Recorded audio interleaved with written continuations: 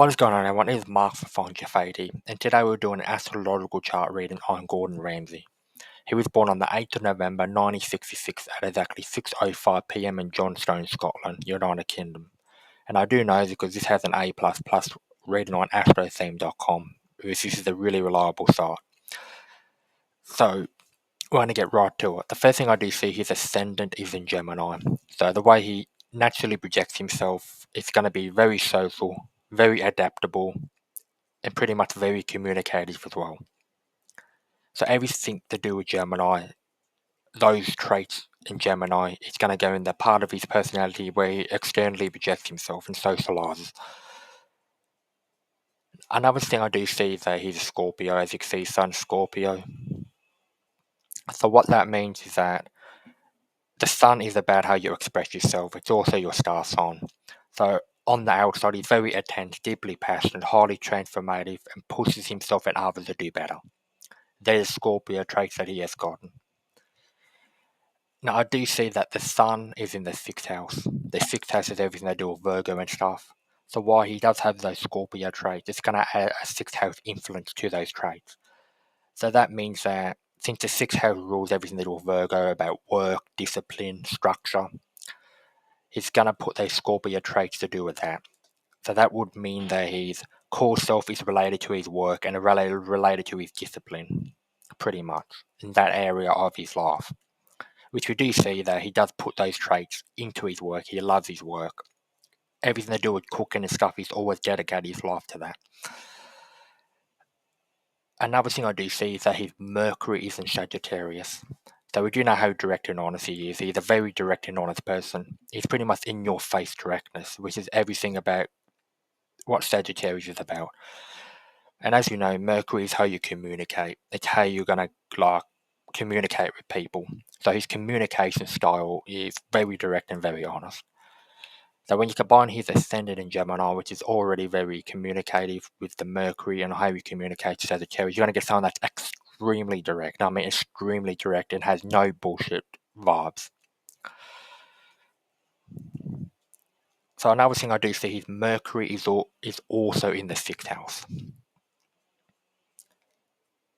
So that means that once again, it's always going to be related to his work. His communication is always going to be related to his work. And we always do see that. So that would mean that he would have the Sagittarius fire in his speech and the way he does things, and he would also have the 6th house perfectionist drive. So that would mean that it's no wonder he's such an attention respected person. He's someone that wants to push people to do better, and is always going to be very honest and very direct. Now, another thing I do see is that his moon is in Virgo, and it's also in the 5th house. So his moon, Virgo, in the 5th house. So that would mean the moon Virgo on its own, with the health influence, is going to be someone that's emotionally a perfectionist. They're also born critics. Emotionally, they're critics and they want things to be done properly. If things are not done properly, then they're not going to be happy. That's the moon in Virgo energy.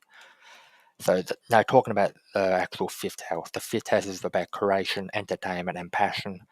Then with Virgo being there, he finds creation and passion through Virgo things. So that would mean that he's very passionate about being a critic. He's very passionate about having things being done. So it's not just a normal Virgo moon that would have these normal traits. You also add the 5th house influence, and it's going to add passion on top of that.